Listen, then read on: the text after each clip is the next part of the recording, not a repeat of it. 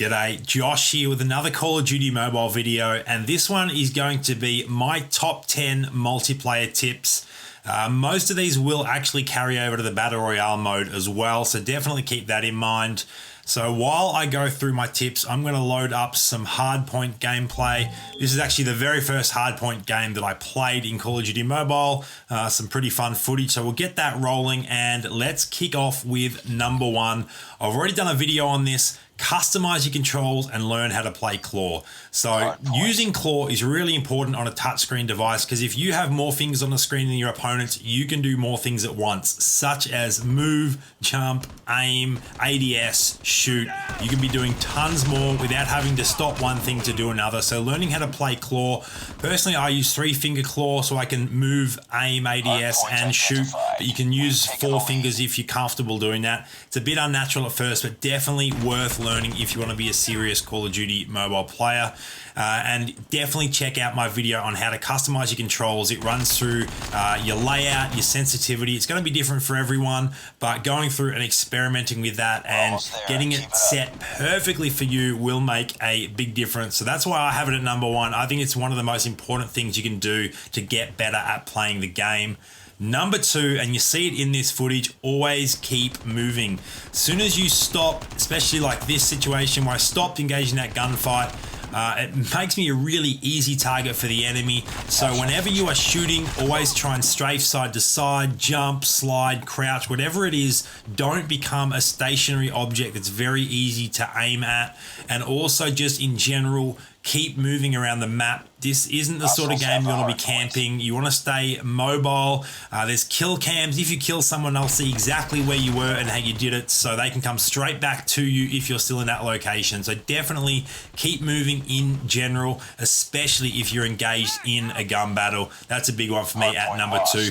Not one that I do all the time. Sometimes I still get into bad habits and go stationary when I start shooting, but using claw definitely helps with that as well.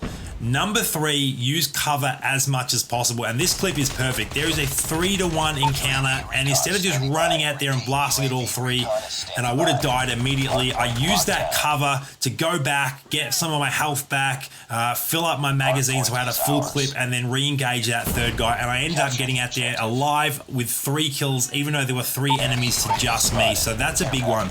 Be really clever in your use of cover, and that goes for moving around the map as well. If you're running like a shotgun or an SMG class and you're just running around trying to get lots of close range kills, don't run straight up the middle of all the various lanes. Run to various bits of cover so that people that have better long range weapons than you don't get clean shots at you. You've always got cover between you and your enemy. So that's a big one as well.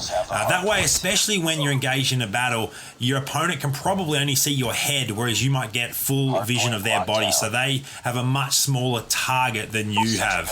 And that kind of goes into tip number 4 for me: aim for headshots. It's quite natural when picking up these games to sort of aim towards the biggest area of mass, which is the chest area. But if you can get used to adjusting that up just a little bit, taking headshots, especially good with shotguns, but any gun in general, headshots will kill your opponents much quicker than body shots. So if you can get used to doing that, you will kill opponents quicker than they can kill you, which obviously means you're going to be doing better than them.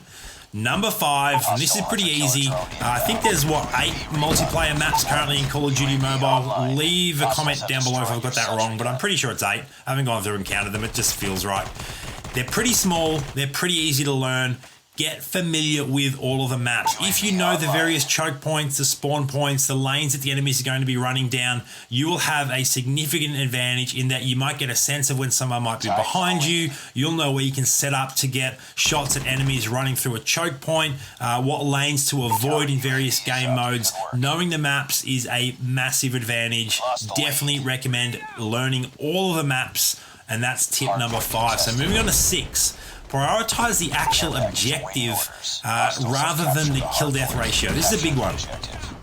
If you're playing domination, for instance, you don't win by having more kills than your opponent. You win by capturing and holding more flags than your opponent. So the various game modes, and there's a few of them in multiplayer, all have different objectives. And if you're just worried about your kill death ratio, you're probably not going to be winning as a team. So play to what the objective is. Don't be one of those guys that goes all out for kill death ratio and ends up losing for their team. That sucks. I hate playing with people that do that. Number 7, know when to take engagements. Kind of like your Battle Royale modes, that you're not just going to run around like a headless chook. You're not going to run around like a headless chook. I tried to say two things at once there. You actually think about all of the fights you take. It's actually the same in multiplayer. Even though it's a faster paced game, you do want to be considerate when engaging with the enemy. Don't just rush out into the middle of nowhere, especially if they have a numbers advantage. Maybe back away from that fight, live to fight another day, flank around. If you're taking damage, don't continue to shoot at the enemy. Run away, get your health back. You see that here. I was taking damage, I ducked behind a wall, got my health back, came back out, and ended up killing that enemy that probably should have killed me or would have killed me if I tried to engage him immediately. So just play smart and don't force every engagement. Number 8, this is a big one for me because I'm definitely still learning to do this. When you're engaged in a battle and your primary weapon runs out of ammunition, immediately switch to your secondary weapon, which is typically the pistol. It's a super quick change in Call of Duty Mobile, almost immediate, and much quicker than the reload. So if you can teach yourself to do that, you will actually get more kills when you've run out of your main gun's ammunition by immediately switching to the pistol and finishing your opponent off that way. Number 9, play ranked games to get better.